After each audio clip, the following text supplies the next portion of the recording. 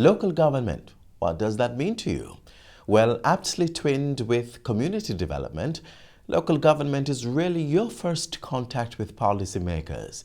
Your issues of road maintenance, streetlight installation, and several others are often resolved by your local government representatives.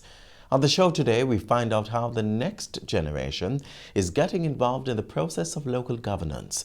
Also between the pages, get the details on shipping your barrels stress-free.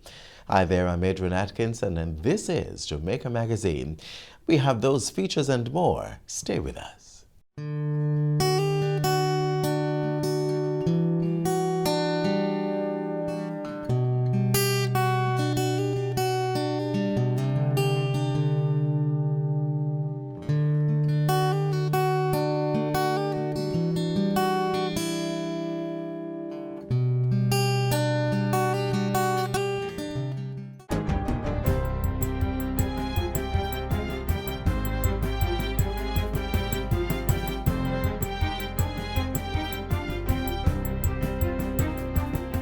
Good day, I'm Lorraine Mendez, and this is your JIS News for Tuesday, September 24.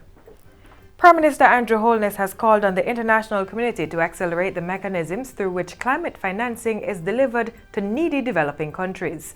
Though there's been pledges by multilateral banks, institutions, and developed countries, Mr. Holness says accessing climate financing is still too slow and fragmented. The bottlenecks and gaps in the project investment value chain prevent climate finance from getting to where it is most needed. It is essential, therefore, that we have access to innovative, low-cost, and flexible financing windows to protect our hard-earned economic stability.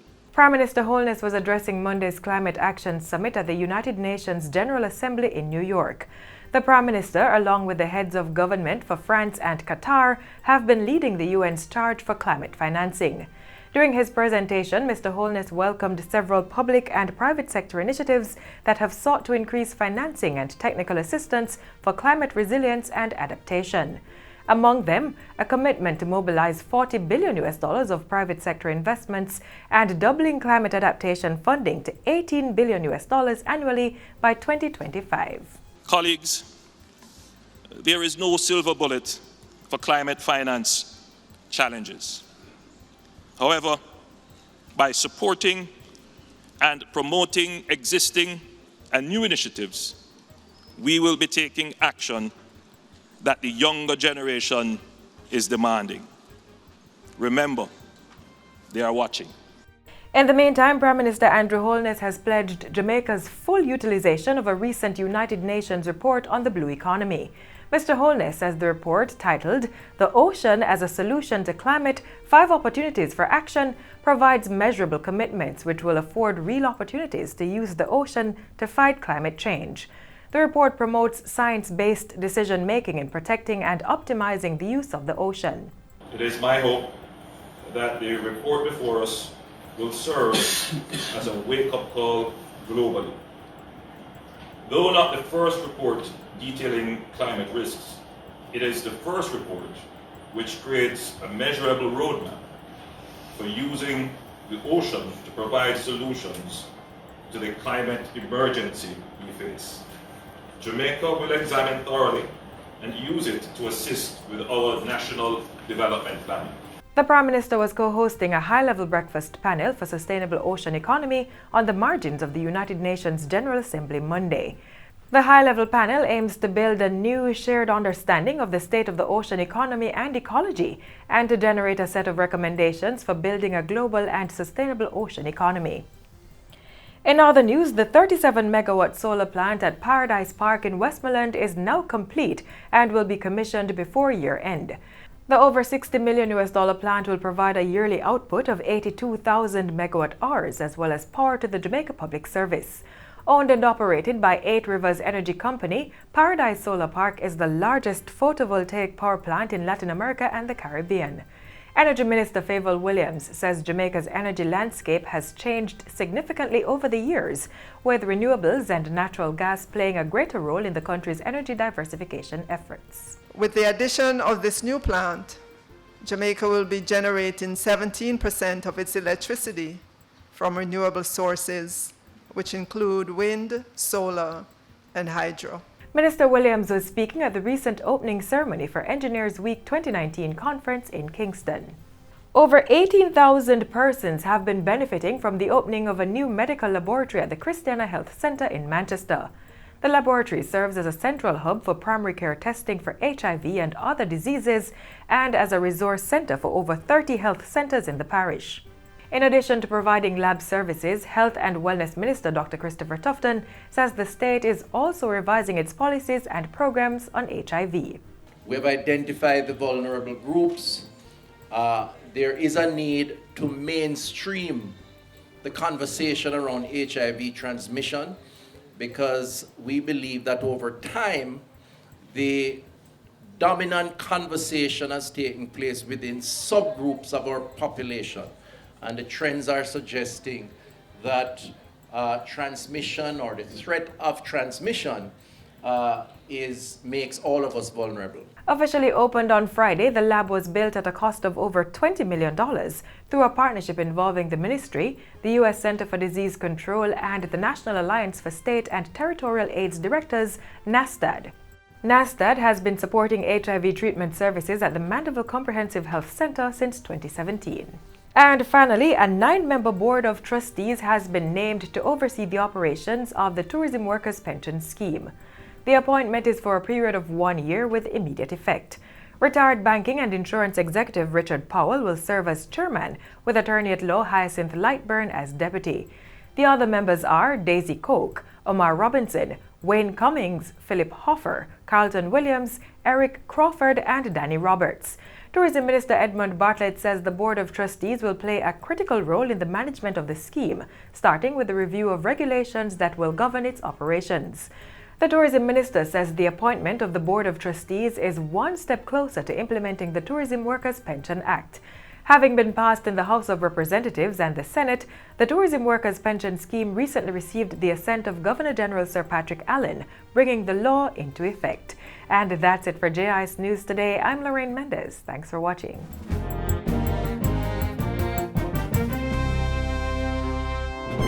Look inside the drum. Those are the Aedes aegypti larvae, the one that causes dengue fever. If all of these larvae mature to be adults, and if the female larva bites someone with the dengue fever, it will acquire the dengue virus. And if that mosquito bites you, you will get it.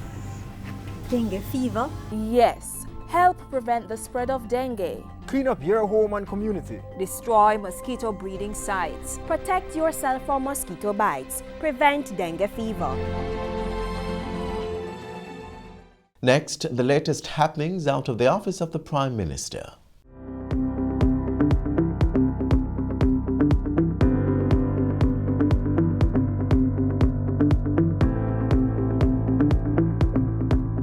Jamaica completes final IMF review. Clarendon and St. Catherine states of emergency extended until October 19, and the island pays final respects to Dr. Kenbaugh. You're watching Jamaica House Weekly. I'm Anthony Morgan.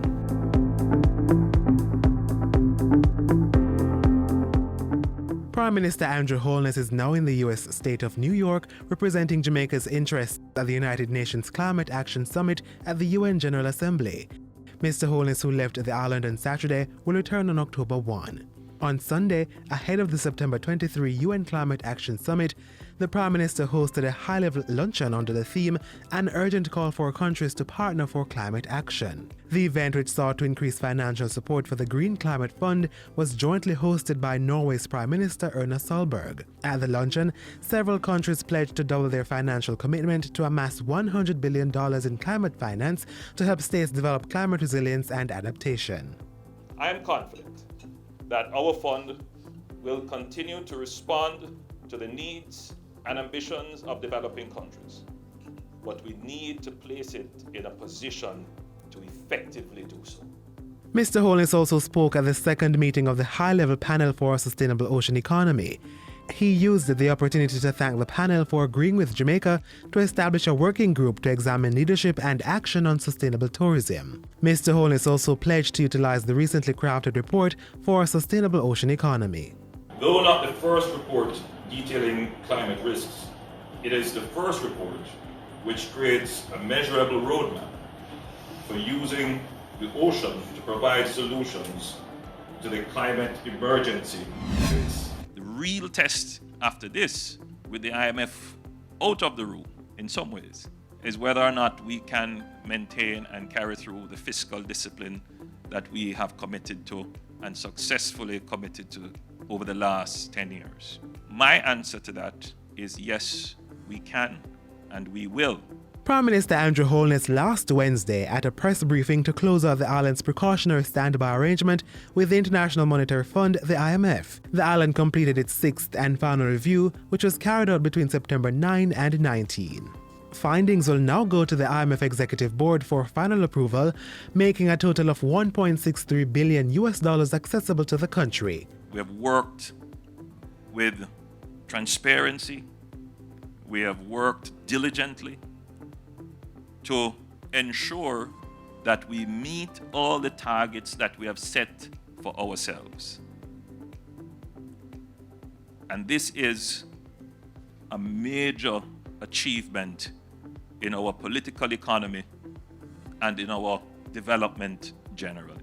Jamaica's precautionary standby arrangement with the IMF started in 2016, replacing a previous 4-year extended fund facility. The current program is scheduled to officially end on November 8. Before the IMF engagement, the Prime Minister was in Parliament on Tuesday, seeking an extension of the St. Catherine and Clarendon states of public emergency. Mr. Holness revealed that between January 1 to September 16, 948 murders and 908 incidents of shootings were recorded across all 19 police divisions. But since the September 5 introduction of the states of public emergency in St. Catherine and Clarendon, murders and shootings have declined by 73%. Mr. Holness also disclosed that since the enhanced security measure was imposed, 100 persons have been arrested and charged for various offences in the parishes.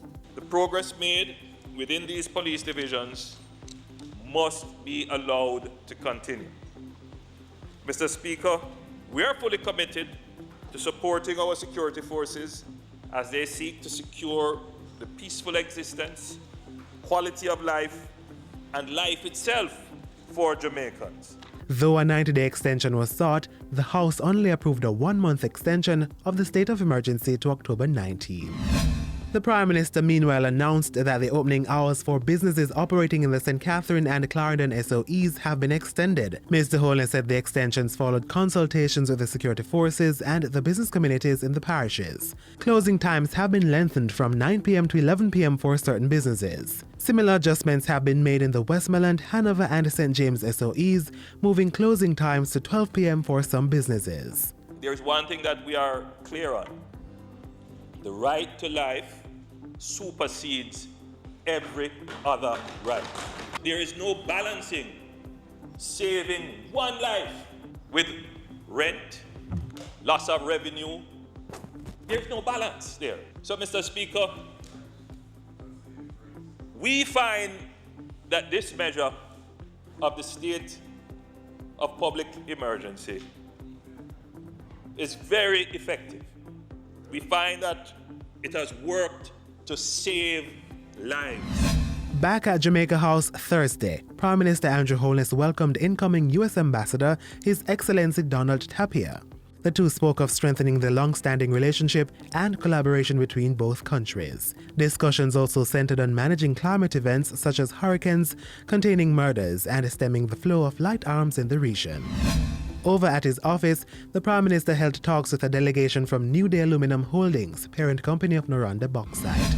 Thursday also saw Prime Minister Holness saying his final farewell to the late former Deputy Prime Minister Dr. Ken Baugh. The 78-year-old passed away on September 1.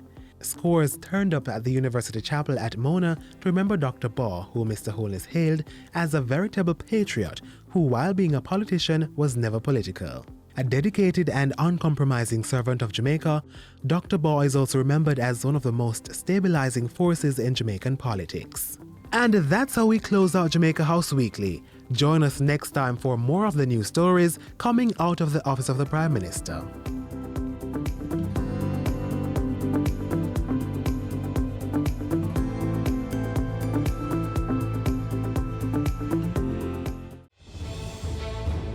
Water is precious. So we encourage everyone to practice the 4 R's of water conservation. Always remember to reduce your use of water wherever possible. Replace water wasting devices with water savings devices. Reuse water wherever possible. And wherever leaks are found, please repair them and repair them quickly. Don't delay. Practice the 4 R's of water conservation today. The Ministry of Local Government and Community Development has engaged the nation's youth to assist with data collection in the various areas of its work. During the summer and ensuing weeks, young persons across the country are employed to record the number of street lights, businesses, and also street people existing within communities. This data assists the ministry with identifying areas in need of improvement. Take a look.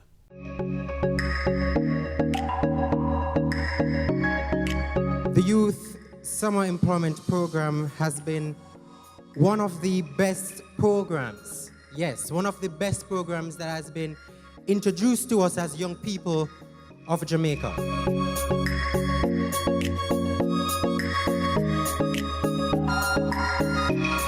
In the summer of 2017, I was introduced to the program by my counselor. And when he introduced it to me, I thought it was any normal summer job, sitting down inside the office, doing the filing. But to my surprise, the tasks given, they were not my expectations. As I would work towards community development through streetlight audits, and we'd also do indigent person listing. We were out there going around checking light posts and so forth, and going around to barber shop, hairdressing and so forth, to find out how best they are coping there, and getting some information regarding taxes and so forth. In going into these communities, we were tasked the jobs of course, conducting a survey to the persons on the street, asking them about the area with regards to water, light, and also criminal activities. We were also to conduct a survey of the street lights, into finding out which one is working during the day, which is not supposed to happen, which one is not working during the night, which is also not supposed to happen, and which one does not work at all. Another task that we were granting is going to each shops and ensuring that they're registered. But we found a bit of trouble when we went to certain shops because persons were a bit timid to state whether or not they were registered. Possibly because they were afraid if their shop to be closed down or such. We started with 2,700. We went up to 3,500 last year, and we are looking close to 4,000 young people in this year. The success of the program speaks for itself. The government was able this year to pay off the outstanding arrears of 7 billion Jamaican dollars to the Jamaica Public Service, and now we are debt-free because of the contribution of the youth service workers in providing the data that was required. Another area where we have seen improved revenue collections was in the area of trade license. Again, young people right across the country went out, collect the data, where because of your efforts, the local authorities was able to collect in excess of $230 million in the last financial year. Local government, to me, is really the arm of the government that looks towards a more holistic developmental approach for communities. So whereas central government would focus on the broad running of a country, the local government in and of itself ensures that the communities are actually kept up, the communities are developed, that persons within the community are developed. The local government is really a way of assisting persons that are within the community, persons who are a bit needy, persons who cannot help themselves. We retain some 200 of you who are now working full-time within the municipalities across the country. We intend this year to do the same, another 200 of you. The 200 of you that will be retained, we're not just going to put you into the MCs just like that. We're going to put you through a certification program through the Art Trust NTA. We are going further. We have identified 2 areas where that skill set within local government is lacking: in urban planning and in the area of technical competence. It is the intention of the ministry to offer 6 scholarships in the 2 discipline areas. And these scholarships will cost some 350,000 Jamaican dollars in urban planning and technical services.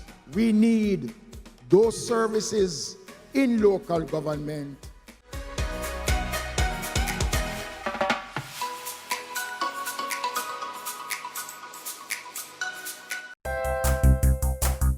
So many wish they could visit our shores. We live where they vacation. Brand Jamaica beckons all from the 4 corners of the earth. Well, as a Jamaican, I have great pride in selling it.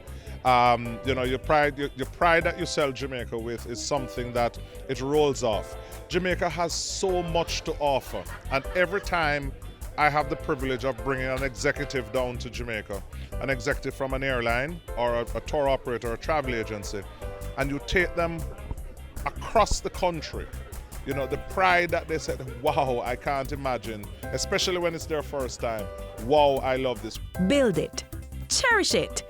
Our wealth is Brand Jamaica. The Jamaica Customs Agency has embarked on an island-wide public education program to inform residents of how best to ship their barrels, goods or parcels. Their most recent stop was in St. Mary. Next, highlights from that customs community meeting.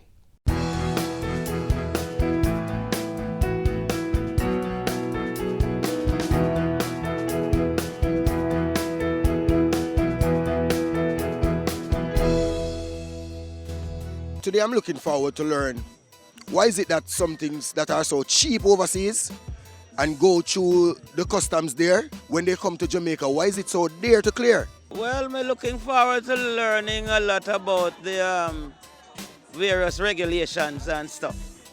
I am looking forward to learning how is it that as an individual you can clear items through customs, and I also want to know how is it that a TCC applies to customs and how it helps us as individuals. Scores of eager residents like these 3 turned out to the St. Mary's Anglican Church in Port Maria on Thursday, June 27, 2019. The occasion, Customs Meets the Community, St. Mary Engagement. The Jamaica Customs Agency recognizes that strong partnerships with our stakeholders through public education and other awareness-building initiatives can have a transformational impact on compliance. With this in mind, for this session, the JCU collaborated with the National Environment and Planning Agency NEPA to provide pertinent information on the ban on plastic items. So we're offering information on the ban itself, about alternatives, and the negative effects of single-use plastics on the environment. So we have to get people aware and make them environmental stewards. And if by now you're not aware, here are a few items you can use instead of plastic. You have paper plates and paper bowls. You have boxes made out of sugarcane trash or bagasse. you have cardboard boxes, you have, instead of plastic drinking straws, you have cardboard straws, bamboo straws, and this is very strong and a favorite. And of course, you have the reusable items. So instead of a plastic drinking bottle, you can use a reusable bottle instead. So these are the things that you can utilize instead of plastics.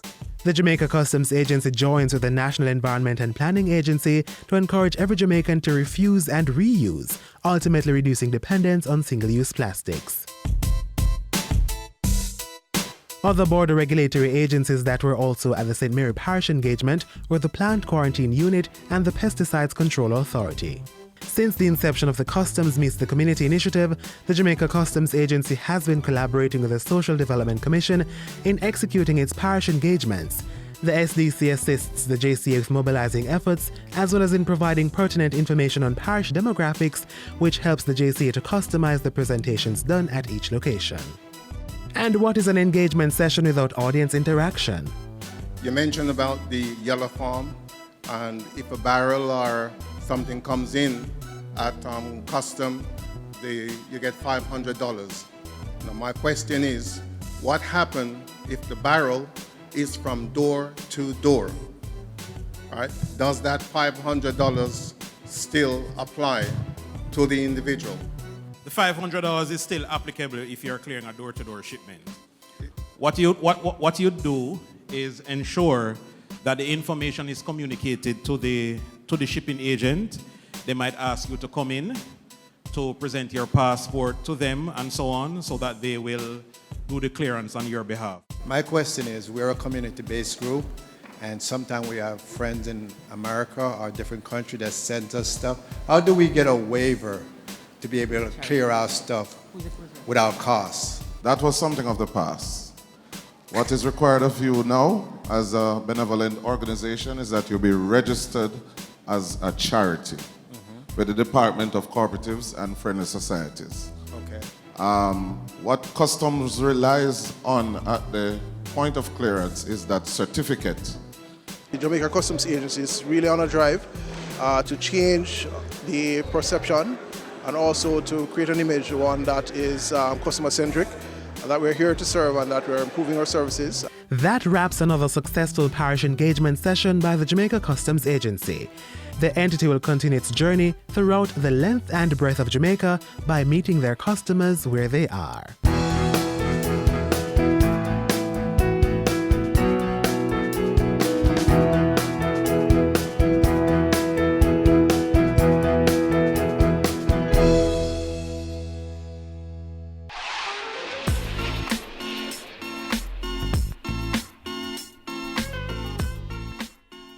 We've come to the end of our show for today. Catch us again tomorrow on this station. As we go, be reminded to send your feedback to Jamaica Magazine at gis.gov.jm. You may also connect with us on Facebook, Twitter, and of course, there's Instagram.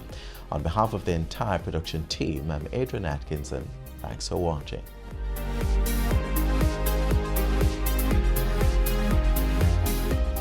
This has been a production of the Jamaica Information Service, the voice of Jamaica.